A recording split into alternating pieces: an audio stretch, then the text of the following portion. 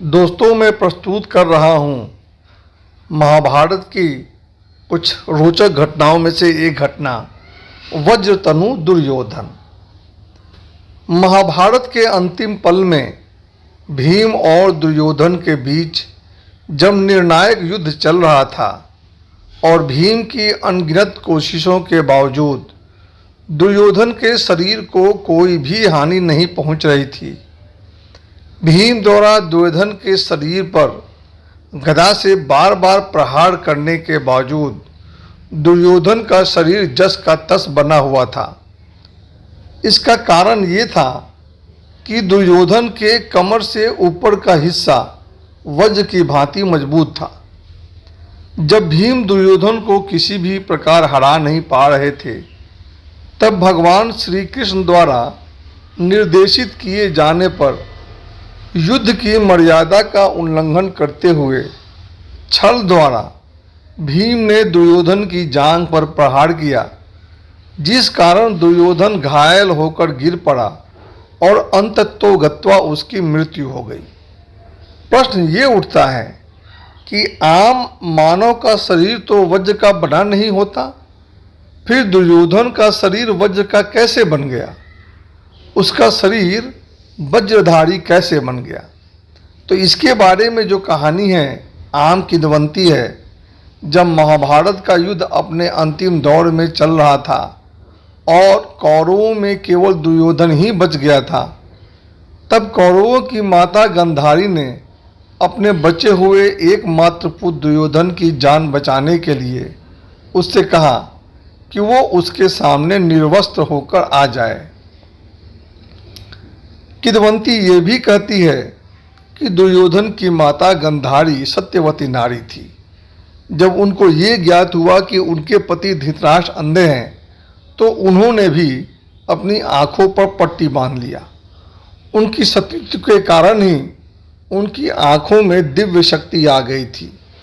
उनकी आंखों में इतनी ऊर्जा समाई हुई थी कि उनकी दृष्टि जिस पर भी पड़ती वो वज्र की भांति मजबूत हो जाता। माता गांधारी अपनी इसी दिव्य शक्ति का उपयोग कर दुर्योधन का शरीर वज्र का बनाना चाहती थी। इसी उद्देश्य से माता गांधारी ने दुर्योधन को अपने सामने पूर्ण रूप से निर्वस्त्र होकर आने के लिए कहा, ताकि दुर्योधन का शरीर पूर्ण रूप से वज्र की तरह मजबूत हो जाए और उस पर किसी भी भांति के अस्त्रों और शस्त्रों का प्रभाव न हो सके। ऐसा माना जाता है कि अपनी माता की बात मानकर दुर्योधन नग्न अवस्था में ही अपनी माता गांधारी से मिलने चल पड़ा था, परंतु मार्ग में ही दुर्योधन की मुलाकात श्री कृष्ण से हुई। श्री कृष्ण ने दुर्योधन के साथ इस तरीके से मजाक किया कि दुर्योधन पूर्ण नग्न अवस्था में अपनी माता के पास नहीं जा सका। ऐसा कहा जाता है कि जब अपनी माता की आज्ञानुसार दुर्योधन जा रहा था, तो भगवान श्री कृष्ण ने उसे रास्ते में ही रोक लिया और दुर्योधन से मजाक करते हुए कहा, माता गांधारी के पास इस तरह नग्न अवस्था में मिलने क्यों जा रहे हो? तुम कोई छोटे से बच्चे तो नहीं, फिर इस तरह का व्यवहार क्यों?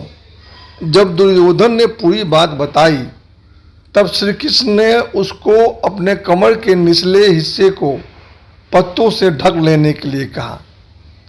इससे माता की आज्ञा का पालन भी हो जाएगा और दुर्योधन जगहंसाई से भी बच जाएगा। दुर्योधन को श्री कृष्ण की बात उचित ही लगी। दुर्योधन भगवान श्री कृष्ण की छल पूर्ण बातों का शिकार हो गया।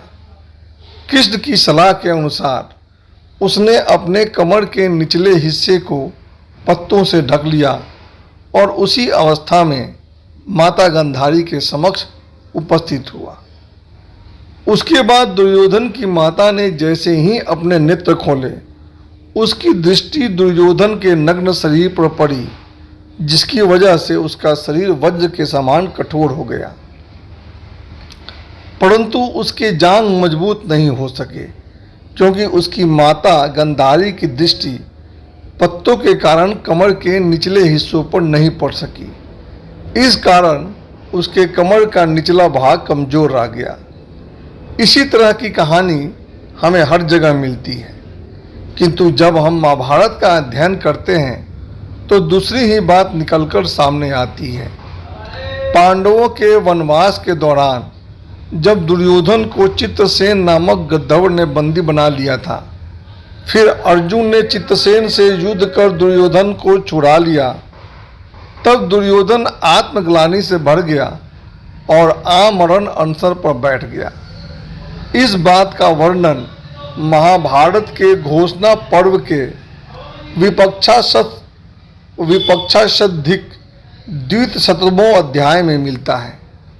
घोषणा पत्र में इस बात का जिक्र आता है कि दुर्योधन के आमरण अनशन पर बैठ जाने के बाद उसको कर्ण, दुशासन और शकुनी आदि अनेक प्रकार से समझाने की कोशिश करते हैं, फिर भी दुर्योधन नहीं मानता।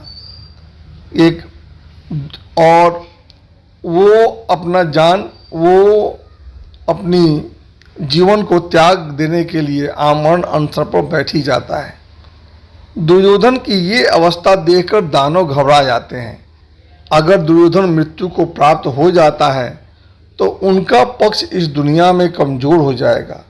इस कारण वो दुर्योधन को पाताल लोक ले जाते हैं और उसको नाना प्रकार से समझाने की कोशिश करते हैं।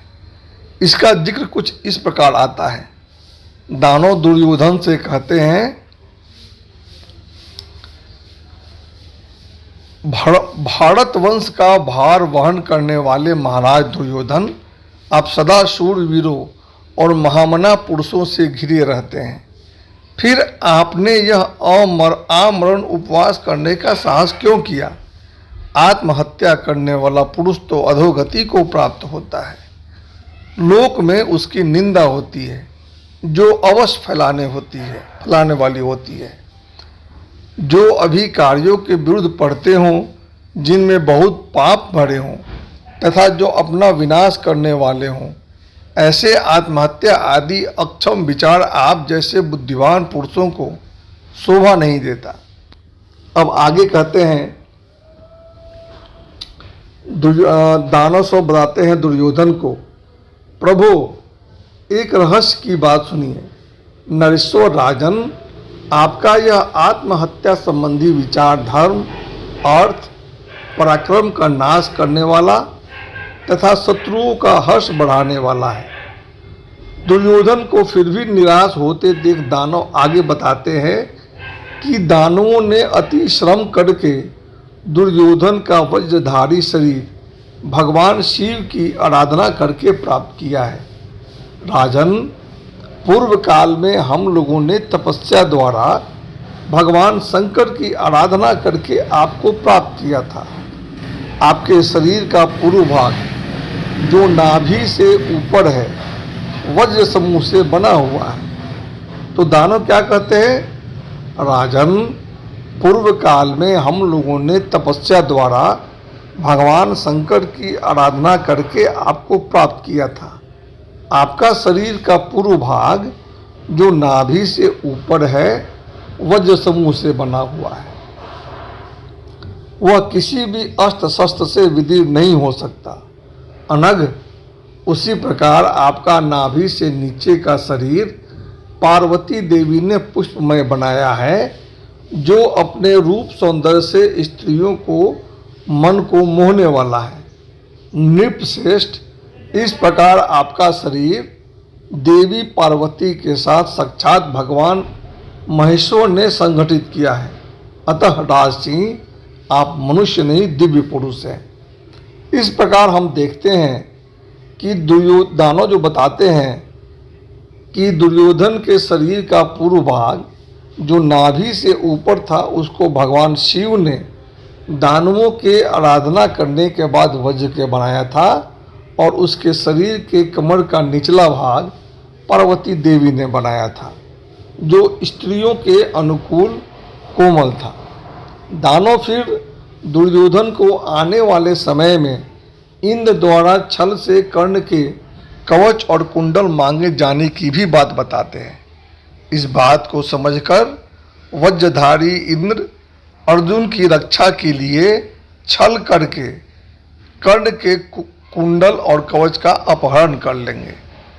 तो ये सारी चीज़ें दानव बता रहे हैं भविष्य में होने वाली घटनाओं को। इसलिए दानव आए कहते हैं, इसलिए हम लोगों ने भी 1,00,000 दैत्यों तथा राक्षसों को इस काम में लगा रखा है, जो संसप्तक नाम से विख्यात हैं। वे वीर अर्जुन को मार डालेंगे। अतः आप शोक न करें नरेश्वर, आपको इस पृथ्वी का निष्कंटक राज्य भोगना है। वीर, आपके भीतर जो अर्जुन का भय समाया हुआ है वो भी निकाल देना चाहिए, क्योंकि हम लोगों ने अर्जुन के वध का उपाय भी कर लिया है। श्री कृष्ण के हाथों जो नरकासुर मारा गया है उसकी आत्मा कर्ण के भीतर घुस गई है। वीरवर व नरकासुर उस वैर को याद करके कृष्ण और अर्जुन से युद्ध करेगा।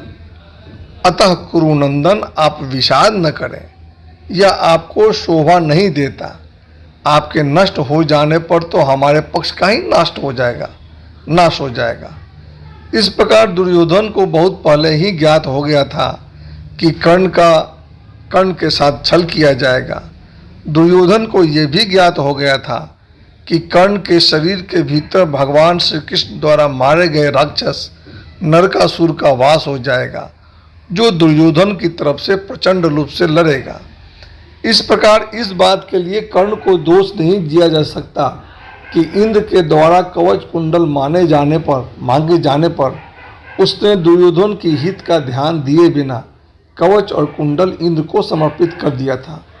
अपितु दुर्योधन का स्वयं ही भविष्य में घटने वाली इस बात से कर्ण को चेता देना चाहिए था। खैर कर्ण को ये बात पता चल ही गई थी, क्योंकि उसके पिता सूर्य ने इस बात के लिए कर्ण को पहले ही सावधान कर दिया। नरकासुर के बारे में पुराणों में लिखा गया है कि वो प्राग ज्योति नरेश था। इस क्षेत्र को आजकल असम के नाम से जाना जाता है। नरकासुर को वरदान प्राप्त था कि वो किसी नर द्वारा नहीं मारा जा सकता था। इसी कारण भगवान श्री कृष्ण ने अपनी पत्नी सत्यभामा की सहायता से नरकासुर का वध किया था। दानव दुर्योधन को उसी नरकासुर के बारे में बताते हैं कि उसकी आत्मा कर्ण में प्रविष्ट होकर श्री कृष्ण तथा अर्जुन से अपना बैर साधेगी।